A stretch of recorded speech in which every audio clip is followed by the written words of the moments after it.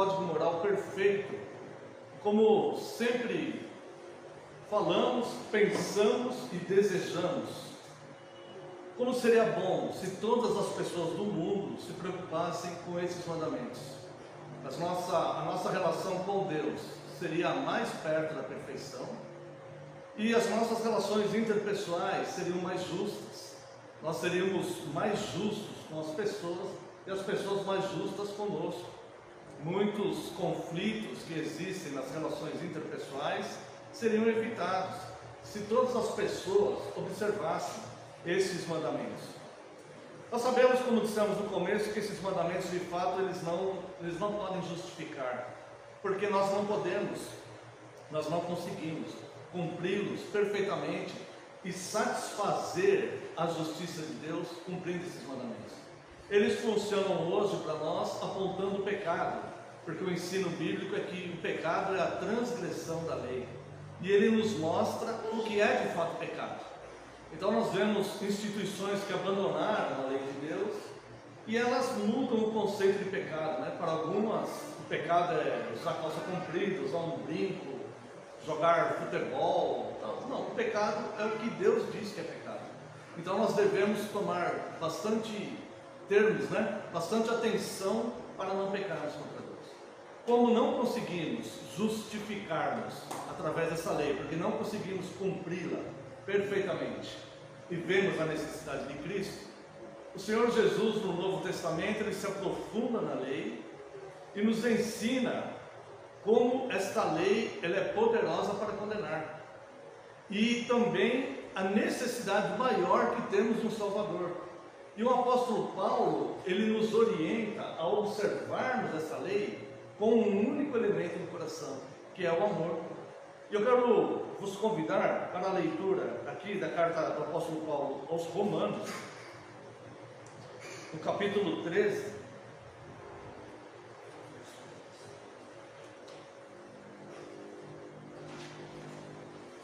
Leremos a partir do verso 8, leremos do 8 ao 10 apenas.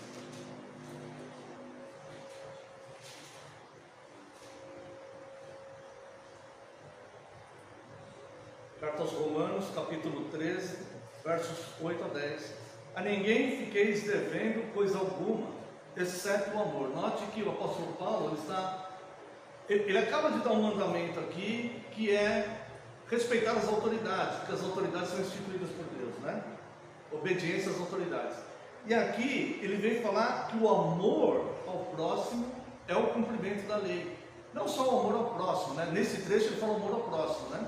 Mas Jesus nos ensina o amor a Deus e o amor ao próximo. Amar a Deus acima de todas as coisas e amar ao próximo como a nós mesmos, né?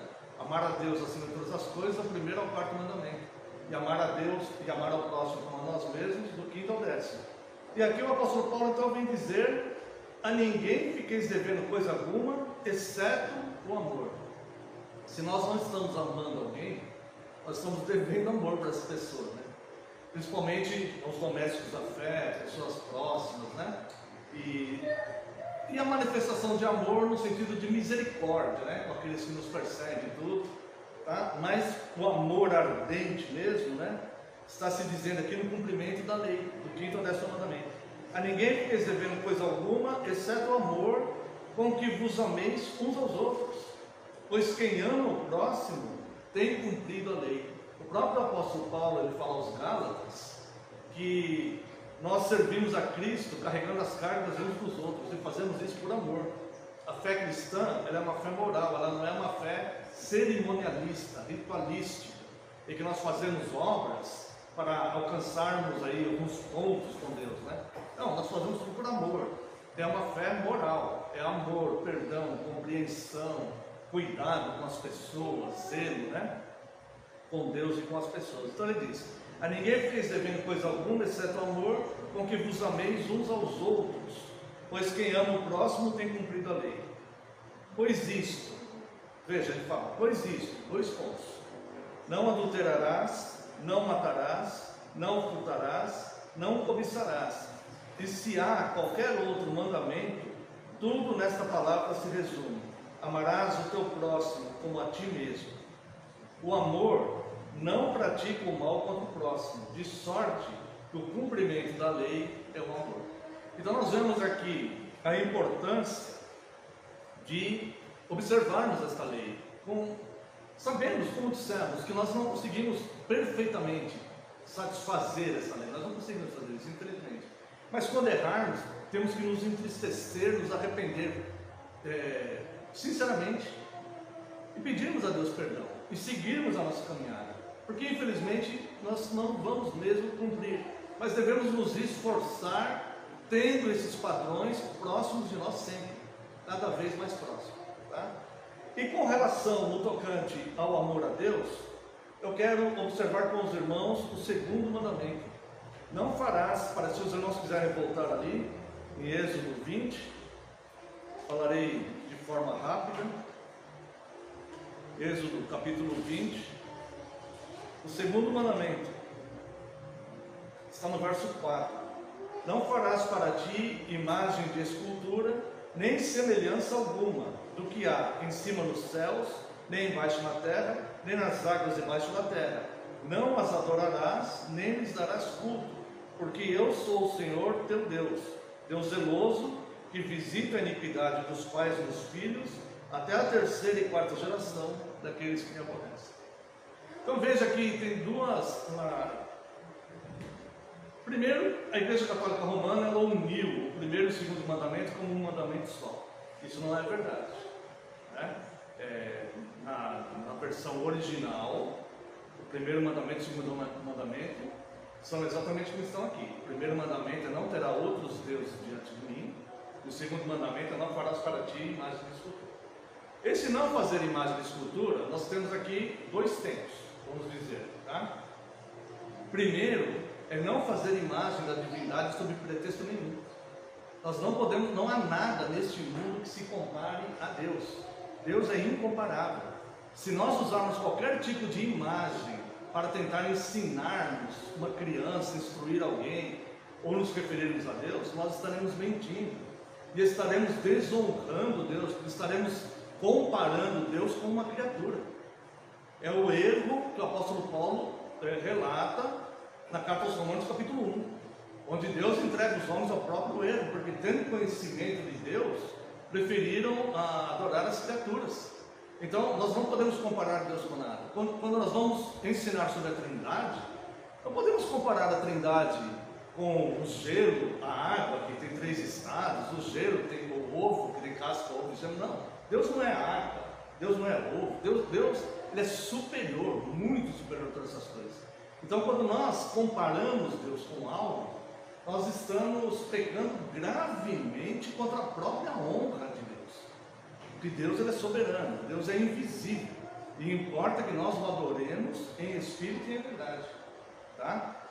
A segunda questão é que nós podemos fazer imagens de coisas que existem, mas nós não podemos fazer imagem de coisas que existem para adorá-la. Por exemplo, pode-se fazer uma estátua no centro da cidade como herói nacional, pode fazer uma estátua do Tiradentes lá, desde que não o adore, né? Desde que as pessoas não o adorem. Então é isso. Então, imagem da divindade não podemos de forma alguma, tá? Uma imagem de algo pode-se fazer, tá? O próprio Deus mandou levantar uma serpente no deserto, né? Então nós podemos fazer uma imagem de algo, mas não adorar aquela imagem, não para fins de adoração. Está ficando claro? Isso, tá? Então, dentro disso, vamos dar uma olhada em algumas coisas. Primeiro, livro de Abacuque, capítulo 2, verso 18. Se você quiser apenas ouvir, apenas um versículo. Que aproveita o ídolo, visto que o seu artífice o esculpiu, e a imagem de fundição, mestra de mentiras, tá? Mentiras. Para que o artífice confie na sua obra fazendo ídolos mudos? Então nós vemos que as imagens, eles são professores da mentira, e não existe associação alguma entre a verdade e a mentira. A Igreja Católica Romana, por volta da Idade Média, ela usou muito de imagens para a instrução, né? Ela fazia imagens totalmente antibíblicas, né? Por exemplo, fazia uma imagem do inferno, um caldeirão e um diabo, um ser de chifres com um tridente torturando pessoas. Isso é antibíblico. Satanás não vai estar torturando ninguém no inferno. Ele vai estar sendo torturado no inferno. Ele vai ser lançado no lago de fogo. O falso profeta, né? O dragão, que é Satanás, né? A besta, o anticristo, são lançados no lago de fogo, junto com aqueles que não têm o seu nome escrito no livro da vida. Tá? E ao mesmo tempo que eles faziam essas imagens, eles faziam imagens da divindade. Uma criança representando o menino Jesus, um Jesus pregado na cruz, né? Imagens até mesmo de Deus no trono, um velhinho de barba branca. Essas coisas distorcem a adoração. Então, normalmente é muito comum nós, quando vamos orar a Deus, se nós tivermos muito contato com essas imagens, nós fecharmos os olhos e lembrarmos dessas imagens e fazermos oração para essas imagens, né? Isto fere a autoridade de Deus. Primeiro, porque as imagens são professoras de mentira. Segundo, porque o próprio Deus diz: a quem me comparareis? Isaías 40, verso 25. Isaías 40, verso 25. Aqui vai dizer: a quem, pois, me comparareis para que eu lhe seja igual? Diz o Santo. Nós vamos comparar Deus ao quê? A uma pomba, a um fogo, a um homem que está sendo retalhado numa cruz, que está ali. Ao que nós vamos comparar Deus? A um idoso? A um rei? Um homem? Não. Nós não podemos comparar Deus com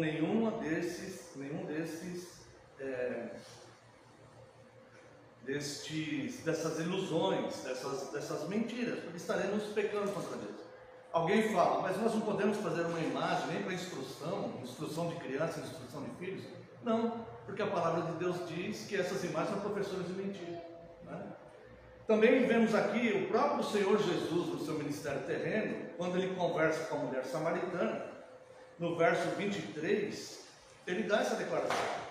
E ele diz: vós adorais o que não conheceis. No verso 22, nós adoramos o que conhecemos, porque a salvação vem dos judeus. E no verso 23 ele diz: mas vem a hora, e já chegou, em que os verdadeiros adoradores adorarão o Pai em espírito e em verdade, porque são estes o que o Pai procura para os seus adoradores. Não há verdade associada com a mentira. Nós não podemos beber do cálice do Senhor e do cálice dos demônios, né? Então Deus, Ele não precisa de ajuda, Ele não precisa de mentira, Ele não precisa que façamos imagens para instruir, porque quem vai operar, nós vamos falar a palavra escrita, revelada, e quem vai operar a fé no coração do ouvinte, se assim for pela graça, pelo propósito de Deus, se for o desígnio de Deus, é o próprio Deus que vai operar a fé. A fé vem pelo ouvir e ouvir a pregação de Cristo, né? Então nós falamos para as crianças, para as pessoas, nós falamos sobre a palavra. E o Senhor Deus, se lhe aprouver, se Deus tiver misericórdia daquela pessoa, Deus operará no coração daquela pessoa a sua mensagem, né? Então nós não podemos ir contra a palavra para ajudar, porque achamos que fica mais fácil para ensinar. Então falando: Senhor, o Senhor foi muito radical aqui, o Senhor foi muito legalista aqui, né? Eu não vejo problema nenhum, então eu vou, né? Então nesse caso nós não estamos respeitando a palavra de Deus, nem a obedecendo, tá? E só para concluir, irmãos, eu gostaria de ler com os irmãos aqui Hebreus capítulo 11, quando se fala da fé, para que os irmãos percebam, né, que de fato não precisa ajudar Deus. O que nós temos que fazer é pregar a palavra revelada, ensinar com amor. Podemos ter uma linguagem mais própria para a criança? Podemos, uma linguagem mais própria para a criança entender, mas nunca fazer uso de imagens que vão mentir para a criança, tá? Então, veja só, ora, a fé é verdadeira, a fé salvífica, a fé no verdadeiro Deus, tá? Note como que é essa fé, que vai ser operada por Deus através da pregação sobre Cristo, tá? Através da pregação sobre Cristo. Ora, a fé é a certeza de coisas que se esperam. Agora preste bem atenção: a convicção de fatos que não se veem. São fatos. Mesmo que eu não veja, são fatos. Então a verdadeira fé ela é a convicção em fatos que eu não vejo. Então, assim que Deus determinou que seja, tá? Então, Deus é invisível, importa que o adoremos em espírito e em verdade, tá? A nossa fé, ela é uma convicção em fatos que nós não vemos. Se você falar assim para mim, caiu uma árvore na segunda rua ali, eu não vi, mas eu acredito no que você falou, né? Eu não vi aquilo, mas eu acredito que aquilo é um fato, porque eu sei que você mentiu para mim, então eu acredito, tá? Agora, como é um homem falando para o outro, pode ser que eu esteja acreditando no erro, mas eu acredito.